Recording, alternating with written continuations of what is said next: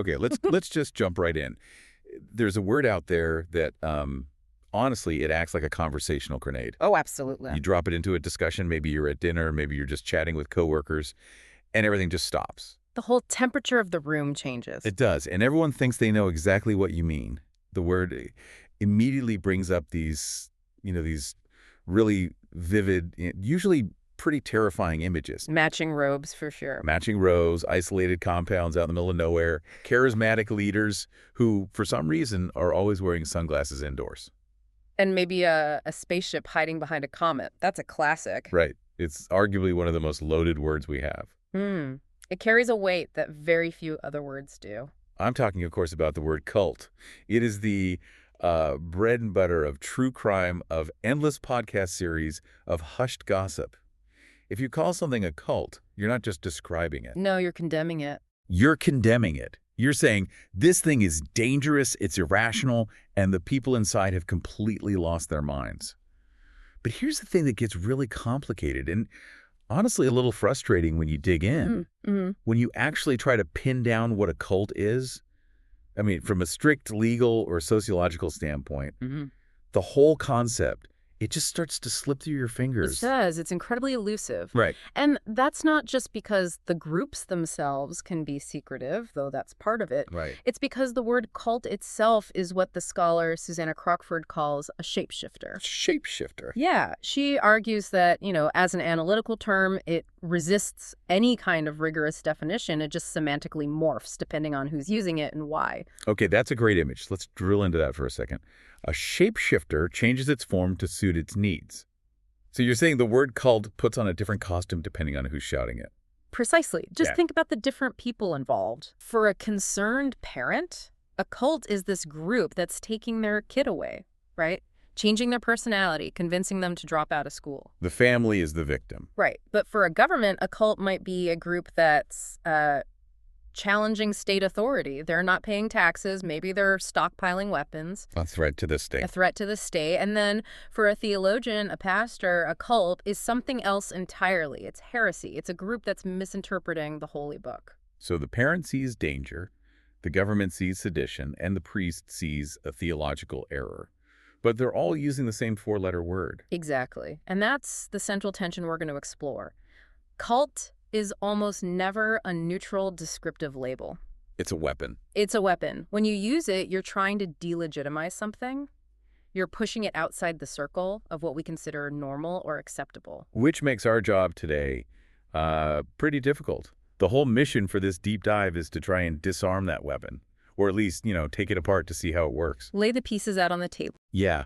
We're going to try to strip away all the sensationalism, the whole Netflix documentary vibe, and actually look at the sociology, the psychology, and the really fascinating legal battles that surround these high-control groups. We've got a huge stack of sources today. I mean, everything from the history of the word itself to how governments from the U.S. to China classify these groups. And we're going to look at some unexpected places this logic shows up.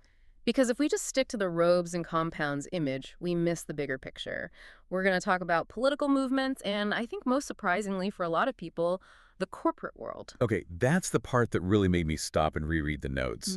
The idea that my, standard fluorescent lit 9-to-5 job might, under certain definitions, actually qualify. Or at the very least, it might be using some of the exact same psychological mechanisms to keep you loyal and productive. That's terrifying. But okay, before we get to the boardroom, we have to start with the history.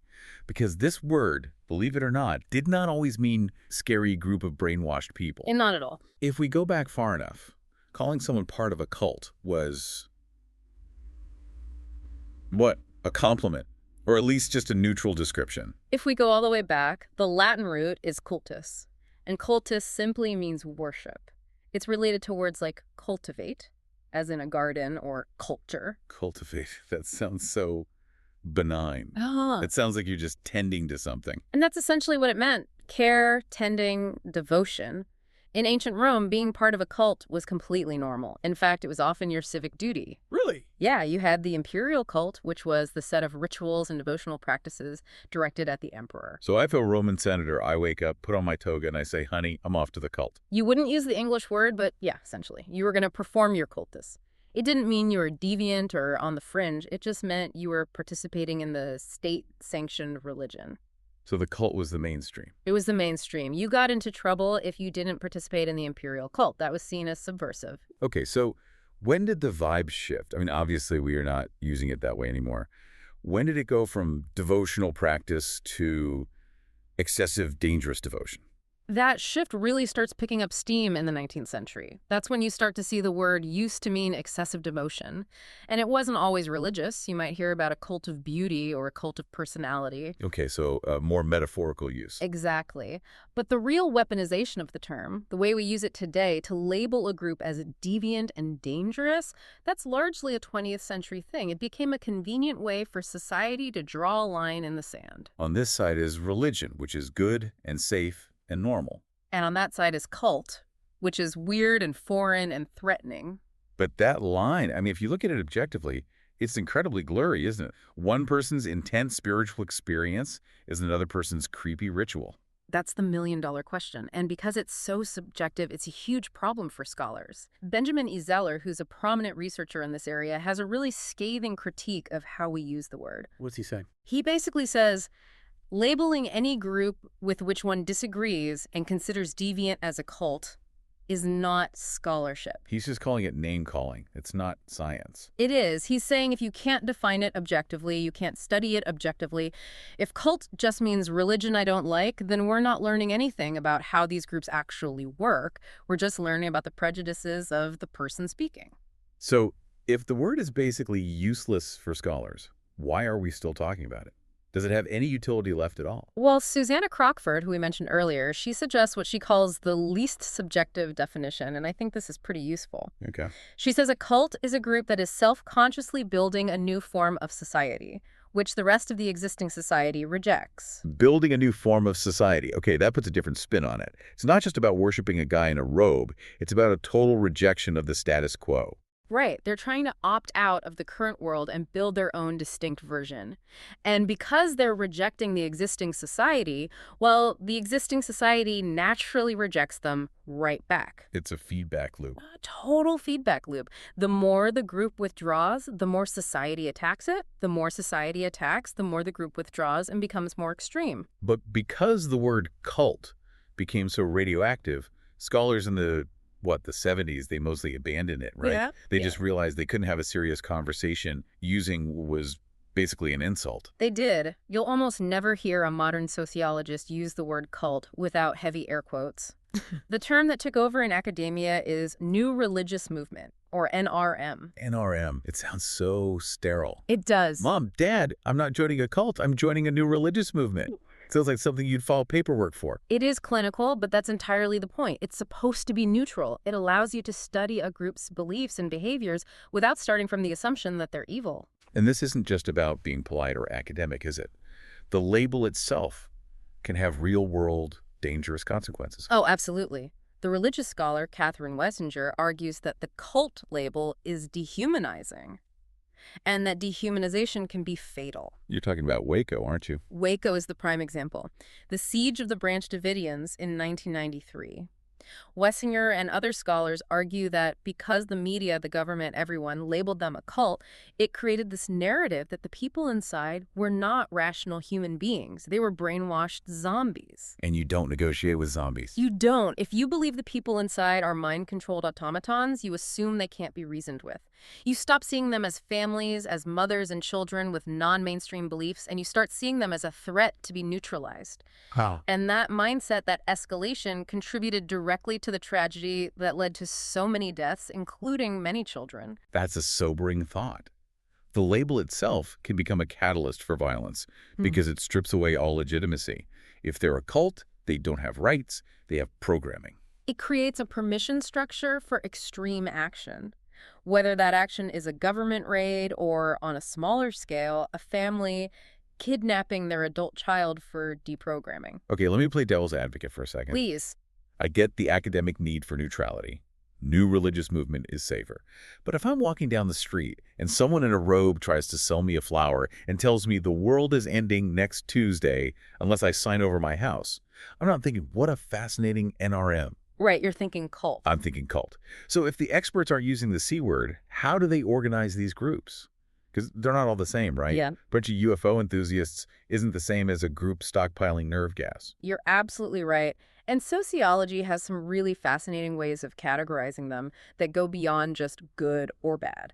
The classic model goes all the way back to the early 20th century with Max Weber and Ernst Troeltsch. They developed what's called the church sect typology. All right, lay it on us. What's the difference between a church, a sect, and a cult in this sociological view? Okay, so imagine a continuum of tension with society. On one end, with very low tension, you have the church. The establishment. The establishment. It's large, it's bureaucratic, it's comfortable with the surrounding culture. You're usually born into it. Think the Catholic Church or the Church of England. Got it. Mainstream. Then you have the sect. Now, a sect is a splinter group. It breaks away from a main church because it believes the church has become too lenient, too worldly, too corrupt. So a sect is like a remix. It's using the same source material, the same holy book, but it's making it stricter, more intense. You guys aren't doing it right. We are the true believers. That is a perfect analogy. A sect maintains continuity with the traditional beliefs. It's a protest movement within that tradition. Okay, so where does the cult fit in? A cult, in this sociological definition, doesn't break off from anything. It starts fresh. It arises spontaneously around totally novel beliefs and a charismatic leader. So if the sect is a remix, the cult is a completely original composition. Yes. And usually a pretty avant-garde one that most people find strange. It introduces something new, a new revelation, a new prophet from another planet, a new technique. Its inspiration comes from outside the dominant religious culture. And because of that, there's very high tension with society. That makes perfect sense. If you say, I'm interpreting the Bible more strictly, people might think you're intense, but they recognize the book. Right. But if you say, I'm interpreting messages from the planet Clarion that I received through automatic writing, Yeah. people are going to back away slowly. Exactly. And that novelty is what defines them. Now, there's another typology that I find even more useful for understanding how these groups actually function day to day. It comes from the sociologists Bainbridge and Stark. They broke cults down into 3 specific types based on how much they demand from you. And this really helps distinguish the harmless stuff from the really high control stuff. I love a good classification system. Let's hear it. Okay, the first and lowest commitment type is the audience cult. This is really loose. There's no formal membership. It's mostly spread through media books, lectures, YouTube channels, or TikToks today. So this is like people who are really into astrology or follow a specific self-help guru's books but never actually go to a meeting. Exactly. You are an audience. You might believe in crystal healing or ancient aliens, but you're not moving to a compound. You're just buying the book or watching the videos. The commitment level is very low. Got it. You're a fan, not a member. What's the next level? Level 2 is the client cult. Now the relationship becomes transactional. You are a client paying for a specific service. So this would be like paying for a psychic reading or a meditation course or some kind of therapy that promises to unlock your hidden potential. Precisely. It's a provider-client relationship. They promise you a specific reward, or what they call a compensator, in exchange for your money. And this is where something like early Scientology would fit in. That is the classic example. It began as a client cult. You paid for auditing services to improve your life. It was a transaction. You went in, got your auditing, and then you went home. But it obviously grew into something more than that. It did. It evolved into the third and most demanding type, the cult movement. This is the full package. It's a complete organization. It doesn't just offer you a service. It offers a total religious structure, a complete way of life. It demands high loyalty and wants to encompass every part of your world. So that's the progression. You go from buying the book, which is the audience, to booking an appointment, the client, to moving into the dorms, the movement. In a way, yes. And Bainbridge and Stark noted one type can evolve into another. But here's a fascinating little footnote to all this. What's that? William Sims Bainbridge, one of the guys who created this really useful system, later said he regretted ever using the word cult at all. Seriously, even the guy who wrote the rule book on how to classify them gave up on the word. Yeah, he realized that no matter how carefully you define it in an academic paper, the toxic popular stigma of the label just overpowers everything. You can't wash the stink off the word. But, and I have to push back on this again, isn't there a reason for the stink? I mean, we're being very academic and polite calling them NRMs and movements, But some of these groups do hurt people. They destroy lives. We can't just pretend every group is a misunderstood gardening club. No, you're absolutely right. We cannot and should not ignore that. Yeah. While sociologists fight for neutral terms, it's undeniable that some groups engage in serious abuse.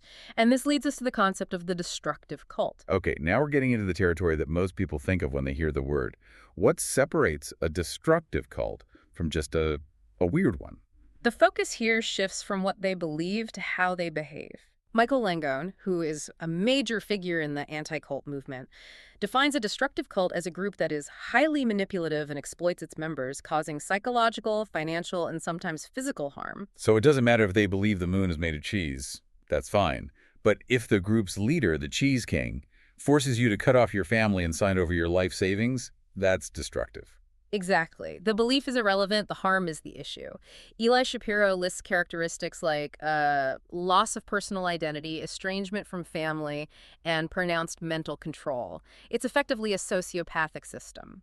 But even here with a term like destructive, the label is legally tricky, isn't it? I remember reading in the notes about a case in Germany. Yes, with the Osho movement. That's a fascinating legal precedent. In 2002, the German government was actually found by their highest court to have defamed the Osho movement. The government had put out these official warnings calling them a destructive cult, and the court ruled that there was no factual basis to support that specific claim of being destructive. That's wild. So the government said, watch out for these dangerous guys. And the court said, actually, you can't say that unless you can prove it. It shows that destructive can't just be a vibe you get. It has to be a provable fact, and that burden of proof is high. But when we talk about destructive outcomes, nothing captures the public imagination or illustrates the psychology of belief quite like a doomsday cult. The end of the world, the ultimate high-stakes belief. It is, and the study of doomsday cults gave us one of the most famous theories in the history of social psychology. I'm talking about Leon Festinger's work on a group he called the Seekers in the 1950s. I love this story. It reads like a movie. Set the scene for us. Okay, so it's 1954. You've got this small group in the Midwest led by a woman named Dorothy Martin, though Festinger called her Marion Keech in his book, When Prophecy Fails, to protect her identity. Right. She claimed she was receiving messages through automatic writing from these superior beings on a planet called Clarion. Planet Clarion. Got it. And what did the good people of Clarion have to say? They said that a massive world-ending flood was coming before dawn on December 21st, 1954. But the true believers, the members of her little group, would be rescued by a flying saucer that would land in her backyard at midnight. So Festinger and his colleagues did something pretty bold. They didn't just observe from afar. No, they infiltrated the group. Wow. They pretended to be believers. They wanted to be in the room to see what would happen at 12:01 a.m. when the spaceship didn't show up. So take us there. It's December 20th. It's freezing cold. They're all gathered in this house. The tension is just unbearable. These people have quit their jobs. They've given away their possessions. They're saving. Some of them left their families. They're all sitting there in the living room waiting. And midnight comes. Nothing. Silence. No spaceship. No knock on the door. Just the ticking of the clock. 12.0, 5, 12.8. People are starting to look at each other.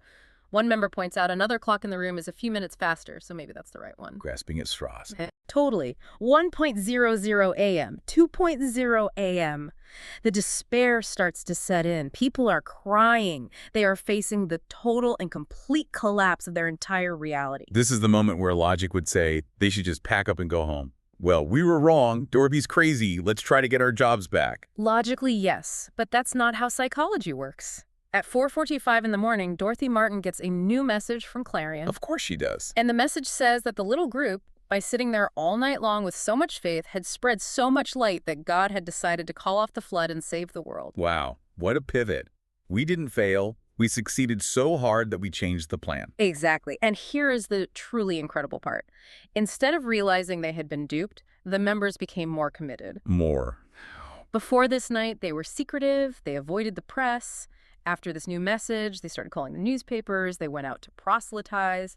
They doubled down. Why? Why on earth would you double down when you've just been proven so spectacularly wrong? This is where Festinger coined his famous theory of cognitive dissonance. Right. The psychological tension between these two thoughts. One, I gave up my job, my money, and my reputation for this belief. And two, the belief was just proven false, is too painful for the mind to hold at the same time. So you have to change one of them. You have to change one of them. And it's much easier to change your interpretation of reality than it is to admit you're a fool who just destroyed your own life for nothing. So you invent a new belief. We weren't wrong. We were so right that we saved the entire world. That is fascinating. Mm-hmm. It's kind of ego preservation. The more you've invested, the higher the cost, the harder it is to admit you were wrong. Precisely. The cost of exit is just too high. And this psychological pattern repeats over and over. But this naturally leads us to the reaction from society. When all these groups started exploding in the 60s and 70s, the Moonies, the Hare Krishnas people, didn't just sit back and take academic notes like Festinger. No, they freaked out. It was a full-blown moral panic. You have to remember the context.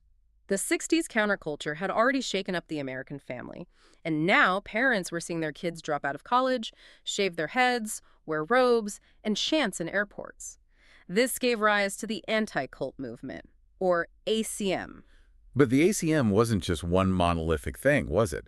The notes break it down into two very different camps. Right. First, you had the Christian countercult movement. Their objection was purely theological. They saw these groups as cults because of heresy. So their problem was you have the wrong beliefs about God. Basically, yeah. If a group denied the Trinity or the inerrancy of the Bible, it was a cult. And they cast a very wide net. It wasn't just the Moonies. It included groups like Mormons and Jehovah's Witnesses and even major world religions like Hinduism. For them, it wasn't about danger. It was about doctrinal truth. Okay, so that's a religious debate. But what about the parents who didn't care about theology? They just wanted their kid back from the commune. That was the secular anti-cult movement. They didn't care if you worshipped a toaster. They cared about autonomy. And their central argument was that these groups used brainwashing or mind control. Brainwashing. There's another one of those huge, loaded movie villain terms, the Manchurian Candidate. It was the core belief of the secular ACM. These families just could not believe their children would have changed so drastically of their own free will. My son was a pre-med student. Now he's selling incense. He would never choose that. Right. So the conclusion they came to was he must have been programmed against his will. It was a comforting explanation in a way because it meant their child wasn't responsible. He didn't choose to leave me. His mind was stolen. But does brainwashing actually exist? I mean, scientifically, is it a real thing or is it just a metaphor we use? Well, that's the huge controversy. Sociologists, for the most part, reject the classic brainwashing theory. They do. But wait, I mean, I've seen the documentaries. I've seen the people with the blank stares. You're telling me there's no manipulation? Oh, there's definitely influence. There's manipulation, deception, intense social pressure. But brainwashing, the idea that you can just erase someone's personality and install a new one, like software, is largely considered pseudoscience by the academic and legal communities. So how do they explain the conversions then? There's a famous study by John Laughlin on the Unification Church, the Moonies, back in the 60s. Right, they were the poster children for this whole brainwashing idea. They were. But Laughlin found that contrary to the myth of them being these master manipulators, the Moonies were actually terrible at recruiting strangers off the street. Their brainwashing techniques almost never work. So they weren't hypnotic wizards. No. Laughlin found that almost all successful recruits joined because of pre-existing relationships. They had a friend or a family member already in the group. It wasn't some mystical mind control. It was social bonding. You feel lonely, these people are nice to you, you like them, and eventually you adopt their beliefs to remain part of the group. That sounds disturbingly normal. It's like how people join a CrossFit gym.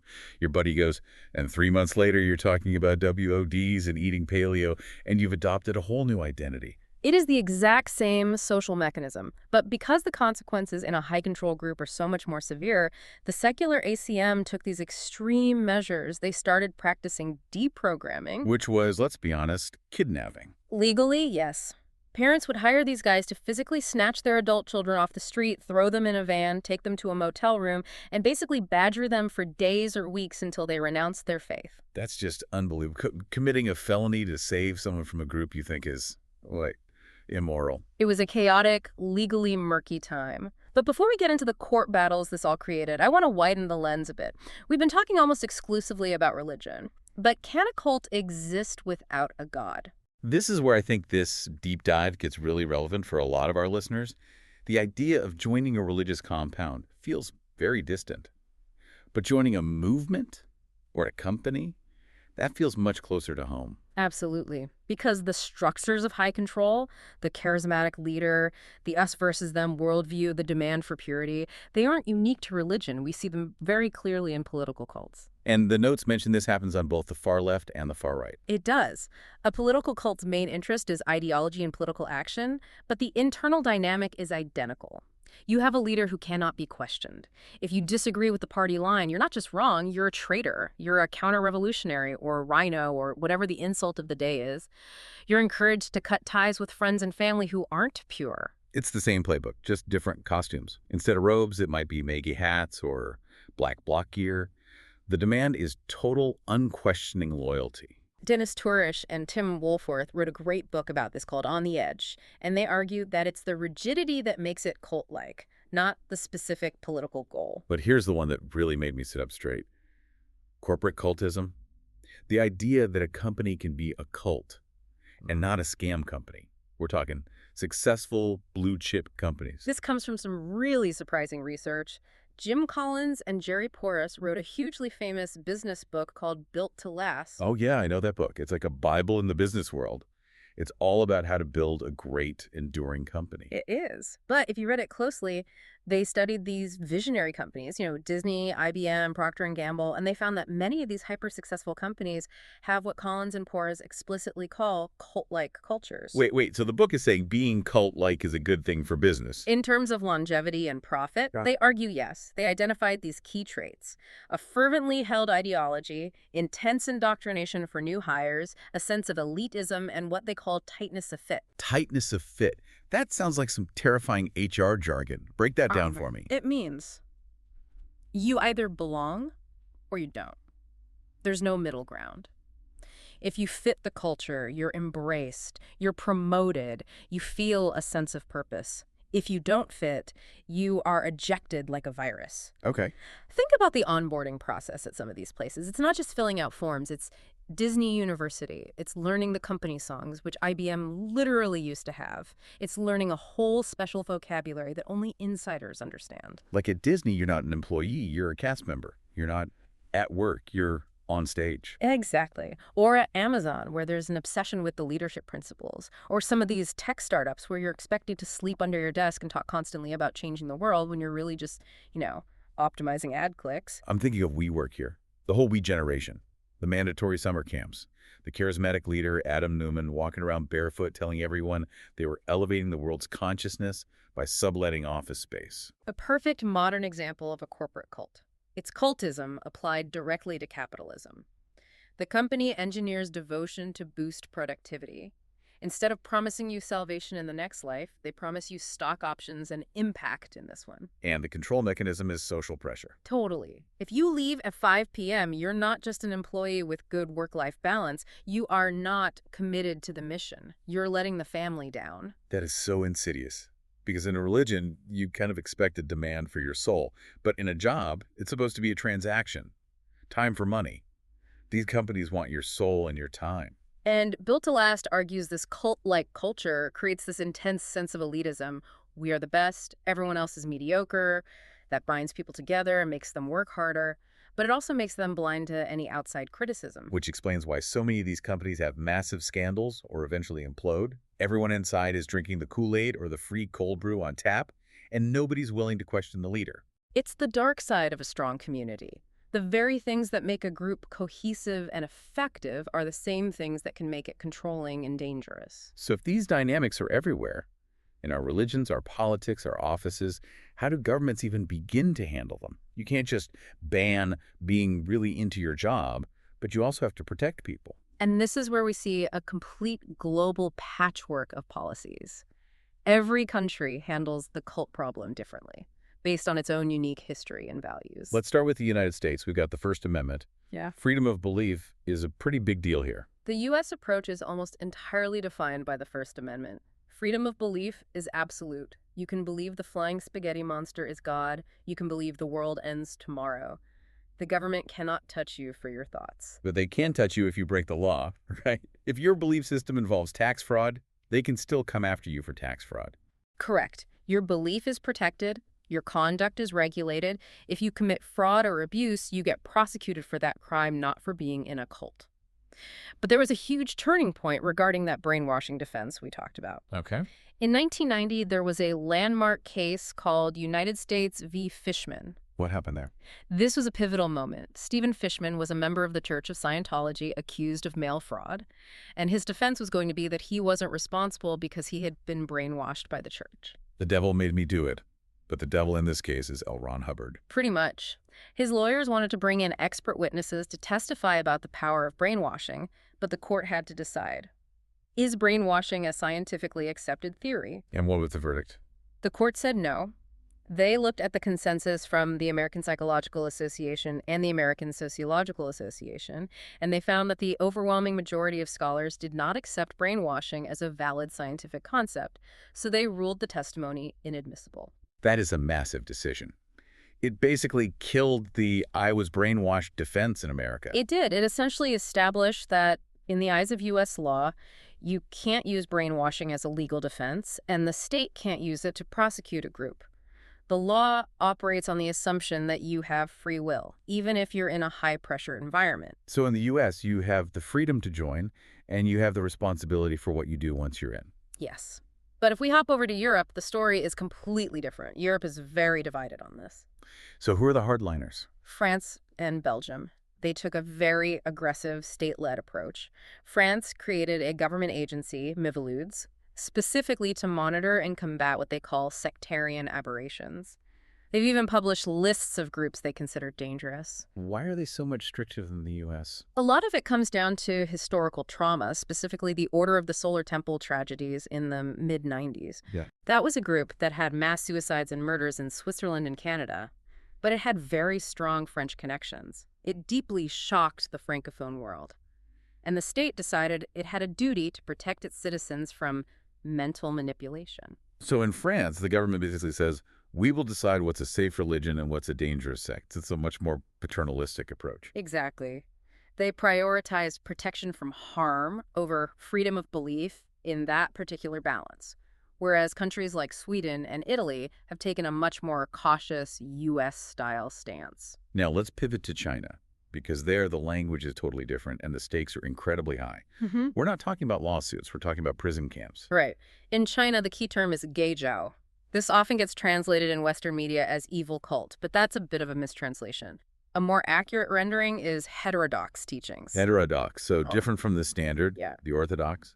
Exactly. And in the context of Imperial China and now the Communist Party, heterodox doesn't necessarily mean the religion is spiritually false. It means it is unauthorized by the state. So it's a political label, not a religious one. It's about who has the official stamp of approval. 100%. If a religious group isn't approved by the state, or if it's seen as a potential challenge to the party's authority, it can be labeled Ziyazhou. The most famous modern example of this is Falun Gong. Right, the Qigong practice. I remember seeing people practicing it in parks in the 90s. It just looked like Tai Chi. In the mid-90s, it was incredibly popular with millions of practitioners. It was even supported by some government bodies as a healthy traditional practice. But as it grew huge, we're talking maybe 70 million people, potentially more members than the Communist Party itself, the state started to see it as a threat. It's the numbers game. You have too many followers, so now you're a rival. Precisely. In 1999, the crackdown began.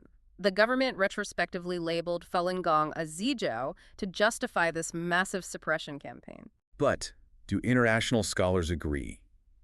From a sociological perspective, is Falun Gong a cult? Most Western scholars would say no, it doesn't fit the typical sociological definition of a destructive cult. There's no communal living. It doesn't generally break up families in the way other high-control groups do. But the Ziyazhou label gives the Chinese government the legal framework it needs to ban it, arrest practitioners, and suppress the movement entirely. It's the ultimate example of the word being used as a tool of raw state power. It really just shows how much your geography determines your reality. Being a Jehovah's Witness in Ohio is just part of the landscape, but being a Jehovah's Witness in Russia. In Russia, you're an extremist. Since 2008, they've had a list of extremist organizations, and they lump groups like the Jehovah's Witnesses right in there with pagan cults and actual terrorist organizations. They view them as a threat to the social fabric and traditional Russian values. Wow. Okay, so we have covered a lot of ground. We've gone from the Roman cultists being a good citizen to the church sect continuum. We've looked at the psychology of doomsday beliefs and cognitive dissonance. We've looked at corporate cults where your boss is your guru, and the legal chaos as governments all over the world try to figure this out. We have. And if there is one single thread connecting all of it, it's that cult is almost never just a descriptive word. It's an accusation. It's a boundary marker. It's a way of saying, you are not one of us. Whether it's a church saying it to a heretic, a government saying it to a dissident group, or society saying it to a strange new movement. And that's why understanding this is so important, I think. We live in an era of information bubbles, of intense political polarization. We see movements that demand total, unwavering devotion. We work in corporate cultures that want our souls. It brings it back to that critical thinking skill. If we can learn to spot the mechanisms of high control, the us versus them thinking, the intolerance of questions, the charismatic authority figure, we can see them anywhere. Not just in a compound out in the desert, but maybe in our Twitter feed, or our political party, or even our office Slack channel. Exactly. Don't just look for the label cult. Look at the behaviors. Is this group allowing me to think freely?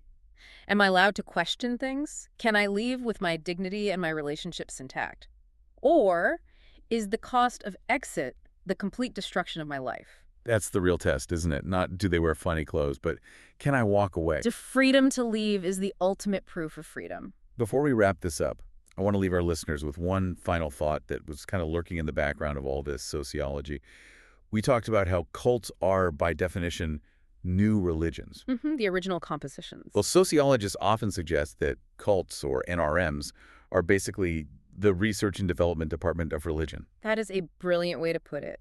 Most startups fail, right? Most new products fail. And most cults fail. They fizzle out, the leader dies, something tragic happens. But the ones that succeed, the ones that manage to survive the death of the founder, that institutionalize, that stick around for a few generations. They become the churches of tomorrow. Every single major world religion, Christianity, Islam, Buddhism, started as a cult by that sociological definition. A small, high-tension group around a charismatic leader with a new, radical message that society rejected. So the only difference between a crazy cult and a respected world religion is what? Just time. Time and numbers. I always ask this question. At what specific number of followers does crazy become tradition? If you have 10 followers, you're a cult leader. If you have 1 billion, you're prophet. Something to think about the next time you see a headline about a dangerous new cult. Are you looking at a threat, or are you just looking at a religion that hasn't gone public yet? Thanks for taking this deep dive with us. My pleasure. Stay curious.